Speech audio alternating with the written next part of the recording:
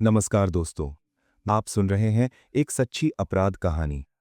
ये कहानी किसी फिल्म की स्क्रिप्ट नहीं है, ये हकीकत है। कभी कभी जिंदगी में ऐसे मोड़ आते हैं जहां एक गलत फैसला कई जिंदगियों को हमेशा के लिए बदल देता है। आज की कहानी भी कुछ ऐसी ही है। 17 दिसंबर 2025 की शाम थी।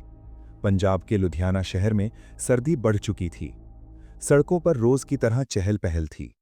लोग अपने काम से घर लौट रहे थे, लेकिन किसी को अंदाजा नहीं था कि इसी शहर में कुछ ही घंटों में एक ऐसी वारदात सामने आने वाली है जो हर किसी को हिलाकर रख देगी। शाम करीब 6:30 बजे लुधियाना के सीएमसी अस्पताल के इमरजेंसी वार्ड में अचानक अफरा तफरी मच गई। एक युवक लड़खड़ाते हुए अंदर दाखिल हुआ। उसकी पैंट खून से पूरी तरह सनी हुई थी। चेहरा पीला पड़ा था, सांसें तेज थीं और आंखों में साफ साफ डर झलक रहा था। उसके हाथ में एक रुमाल था जिसे वो बहुत कसकर पकड़े हुए था। डॉक्टरों ने तुरंत उसे स्ट्रेचर पर लिटाया। जब डॉक्टर ने पूछा कि क्या हुआ है, तो युवक कांपती आवाज में बोला, रास्ते में कुछ बदमाशों ने लूटपाट की कोशिश की। विरोध किया तो उन्होंने हमला कर दिया। लेकिन जैसे ही डॉक्टरों ने उसके हाथ में पकड़ा रुमाल खोला, पूरा इमरजेंसी वार्ड सन्न रह गया। उस रुमाल के अंदर युवक का कटा हुआ प्राइवेट पार्ट था, खून से लथपथ। कुछ पल के लिए वहां मौजूद हर इंसान स्तब्ध रह गया। युवक का नाम था अमित निषाद। डॉक्टर समझ चुके थे कि यह कोई साधारण मामला नहीं है। कटे हुए अंग की हालत देखकर साफ था कि उसे पूरी ताकत से नुकसान पहुंचाया गया है। प्राथमिक इलाज के बाद अमित को तुरंत पीजीआई चंडीगढ़ रेफर कर दिया गया। लेकिन सिर्फ डॉक्टर ही नहीं, पुलिस अधिकारी भी इस कहानी से संतुष्ट नहीं थे। लूट के मामलों में आमतौर पर पेट या सीने पर हमला होता है, लेकिन यहां चोट की जगह कुछ और ही कहानी कह रही थी। जब पुलिस ने अमित के कपड़े देखे तो शक और गहरा गया। पैंट के बटन, हुक, बेल्ट सब कुछ सही सलामत था। अगर बदमाशों ने हमला किया होता तो कपड़े ऐसे नहीं होते। और तभी पुलिस कंट्रोल रूम में एक और फोन आया।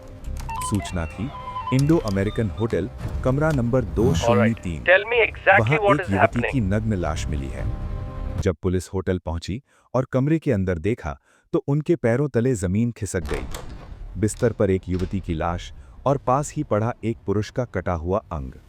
अब तस्वीर साफ थी। अस्पताल में पड़ा अमित और होटल के कमरे में मिली लाश दोनों एक ही कहानी का हिस्सा थे। और ये कहानी अभी शुरू ही हुई थी। ये कहानी धीरे धीरे अपना सबसे खौफनाक रूप लेने वाली है। अब सवाल ये था कि होटल के कमरे में पड़ी वो युवती आखिर थी कौन, और उसका अमित निषाद से क्या रिश्ता था। पुलिस जांच में जब उसकी पहचान हुई तो नाम सामने आया, रचना, पेशे से नर्स, 3 बच्चों की मां। लेकिन उसे देखने वाला कोई भी इंसान पहली नजर में ये नहीं कह सकता था कि वो इतनी बड़ी जिम्मेदारियों से जूझ रही है। रचना की शादी करीब 11 साल पहले उत्तर प्रदेश के आजमगढ़ में हुई थी। शुरुआती कुछ साल उसका वैवाहिक जीवन ठीक चला। 3 बच्चे हुए, एक बेटी और 2 बेटे। लेकिन वक्त के साथ रिश्ते में दरारें आने लगीं, झगड़े बढ़ने लगे और बात बात पर मारपीट होने लगी। रचना के लिए ये सब सहना आसान नहीं था।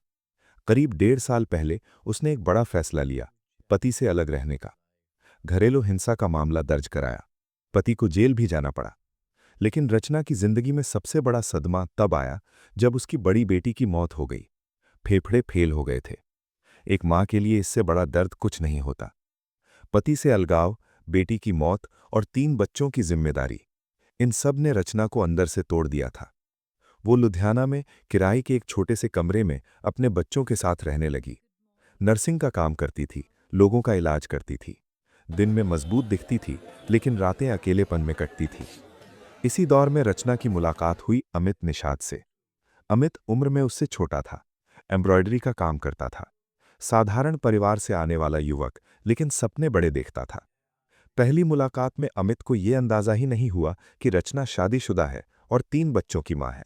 उसे लगा कि वो एक अकेली और आत्मनिर्भर महिला है। धीरे धीरे बातचीत बढ़ी, फोन कॉल्स, मैसेजेस और मुलाकातें। रचना को अमित में एक सहारा दिखा और अमित को रचना में वो अपनापन जो उसने कभी महसूस नहीं किया था। एक दिन रचना ने खुद अमित से कहा कि वो रात को उसके घर रुके। अमित हिचकिचाया, लेकिन रचना के भरोसे ने उसे रोक नहीं पाया। उस रात के बाद दोस्ती रिश्ते में बदल गई। अमित अक्सर रात में रचना के घर आने लगा। बच्चे सो जाते और दो टूटे हुए इंसान एक दूसरे में सुकून ढूंढते। लेकिन इस रिश्ते में एक फर्क था। रचना इसे अपनी पूरी जिंदगी मान चुकी थी, जबकि अमित अब भी कंफ्यूज था। रचना शादी चाहती थी, और यही चाहत आने वाले तूफान की वजह बनने वाली थी, क्योंकि बहुत जल्द अमित की जिंदगी में एक ऐसा सच आने वाला था जो इस रिश्ते को हमेशा के लिए बदल देने वाला था। अब ये कहानी अपने सबसे खौफनाक मोड़ पर पहुंच चुकी है। अमित के घर वालों ने उसकी सगाई किसी और लड़की से तय कर दी थी। अमित अंदर से घबरा गया था। उसे अच्छी तरह पता था कि अगर रचना को ये बात सीधे बता दी तो वो इसे कभी स्वीकार नहीं करेगी। अमित ने सोचा कि जब रचना भावनाओं में पूरी तरह डूबी होगी तभी वो ये सच बताएगा। उसे लगा कि उस वक्त रचना विरोध नहीं करेगी। 12 दिसंबर की दोपहर अमित ने रचना को फोन किया। घर आने की बजाय होटल में मिलने की बात कही। रचना थोड़ी हैरान हुई, लेकिन अमित के कहने पर मान गई। दोपहर करीब 12:30 दोनों इंडो अमेरिकन होटल पहुंचे। होटल की दूसरी मंजिल, कमरा नंबर 203। दरवाजा बंद हुआ और अंदर सिर्फ दो लोग थे। शुरुआत में सामान्य बातें हुईं, फिर नजदीकियां बढ़ीं। रचना भावनाओं में पूरी तरह डूब चुकी थी, और तभी अमित ने वो सच कह दिया जिसे वो महीनों से छुपा रहा था। उसने कहा, मेरे घर वालों ने मेरी सगाई तय कर दी है। शादी मुझे करनी पड़ेगी, लेकिन तुम चिंता मत करो, हमारा रिश्ता पहले जैसा ही रहेगा। ये सुनते ही रचना का चेहरा बदल गया। आंखों में गुस्सा था, धोखे का दर्द था और टूटे हुए भरोसे की चीख थी। रचना चिल्लाने लगी, गालियां देने लगी। अमित ने उसे शांत करने की कोशिश की, लेकिन रचना अब काबू में नहीं थी। तभी उसकी नजर कमरे की टेबल पर पड़े कटर पर पड़ी। अगले ही पल उसने वो कटर उठा लिया और गुस्से में अमित पर हमला कर दिया। अमित दर्द से चीख उठा। कमरे में खून फैल गया। दर्द इतना भयानक था कि वो जमीन पर गिर पड़ा। अमित किसी तरह कटे हुए हिस्से को उठाने की कोशिश करने लगा। ये देख रचना और भड़क गई। उसने उस हिस्से को पैरों से कुचल दिया। अब अमित पूरी तरह बेकाबू हो चुका था। दर्द, डर और गुस्सा सब मिलकर हैवानियत बन चुके थे। उसने रचना को जमीन पर गिराया और दोनों हाथों से उसका गला दबा दिया। रचना छटपटाती रही, लेकिन अमित ने हाथ नहीं छोड़ा। कुछ ही मिनटों में रचना की सांसें थम गईं। कमरा नंबर 203 अब खामोश था। अमित को जब एहसास हुआ कि रचना मर चुकी है तो वो घबरा गया। उसने अपने घावों को कपड़े से बांधा और होटल से बाहर निकल गया। सीधे सीएमसी अस्पताल पहुंचा और झूठी कहानी सुना दी कि रास्ते में बदमाशों ने हमला किया है। लेकिन ये झूठ ज्यादा देर टिक नहीं पाया। होटल में मिली लाश, फॉरेंसिक सबूत और अमित के कपड़े, सब कुछ जुड़ता चला गया। पुलिस ने सख्ती की और आखिरकार अमित टूट गया। उसने पूरा सच कबूल कर लिया। आज रचना इस दुनिया में नहीं है। उसके बच्चे अनाथ हो चुके हैं और अमित इलाज के बाद जेल की सलाखों के पीछे है। ये कहानी हमें एक कड़वा सच सिखाती है। अधूरा प्यार, झूठे वादे और गुस्से में लिया गया एक फैसला सिर्फ रिश्ते नहीं तोड़ता, कभी कभी दो जिंदगियों को एक ही कमरे में हमेशा के लिए खत्म कर देता है। सोचिए, समझिए और कोई भी फैसला गुस्से में कभी मत लीजिए।